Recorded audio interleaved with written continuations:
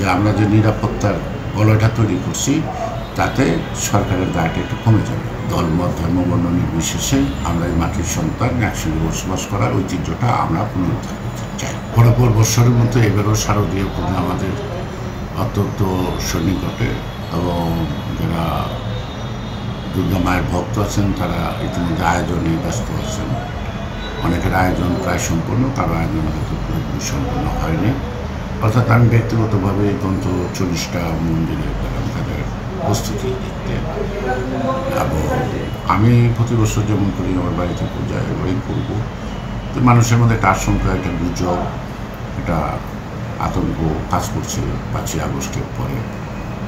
পতিত সরকারের যারা আছে তারা ওই তথাকথিত সংখ্যালঘু নির্যাতনের একটা ইস্যু তৈরি করার জন্য তাদের একটা তৎপরতা থাকতে পারে। সেই ক্ষেত্রে আমরা অত্যন্ত সজাগ এবং আমাদের দলের ভারপ্রাপ্ত চেয়ারম্যান যে নির্দেশনাগুলো দিচ্ছেন এটা একটা কঠোর হস্তে দমন করা। অর্থাৎ সেই ক্ষেত্রে আমি একটা চ্যালেঞ্জ হিসেবে নিচ্ছি যে বাংলাদেশে কোনো মন্দিরে বা কোনো জায়গায় যেন একটা গাছের পাতাও না পড়ে এবং অত্যন্ত আনন্দ উৎসবের মধ্যে যেন সবাই পূজাটা করতে পারে। সকল সংখ্যা দূরীভূত করার জন্য আমরা উদ্বুদ্ধ করছি প্রত্যেক মন্দিরে এবং সমাবেশ করছি এবং আমাদের দলীয় কর্মীরা তাদের সাথে একাত্ম হয়ে এখন থেকে কাজে ব্যস্ত আছে যাতে সুন্দরভাবে পূজাটা হয়, তাদের গ্রামের ঐতিহ্য বা তাদের সুনাম যেন অক্ষুণ্ণ থাকে। তো আমি বরাবর যেটা করি এবারও করলাম সেটা যে আমার 61টা মন্দিরে আমরা আর্থিক অনুদানও দিলাম সরাসরি দিয়ে এবং সেখানকার যারা মোটামুটিভাবে মানে নিম্ন মধ্যবিত্ত পরিবার আছে তাদের মধ্যে প্রায় 8,000 শাড়িও বিতরণ করলাম, আর্থিক অনুষ্ঠান দিলাম যাতে তারা একটু স্বাচ্ছন্দ্যে পূজাটা করতে পারে। তা একটা জিনিস হলো যে আমরা আমাদের থানা বলি নিপুণ সহ সবাই যে আমরা বিভিন্ন মন্দিরে গেছি তারা খুব উৎসাহ বোধ করছে এবং তাদের মধ্যে যে যদি কোনো সংখ্যা কাজ করে থাকে সেই সংখ্যাটা এখন আর নাই।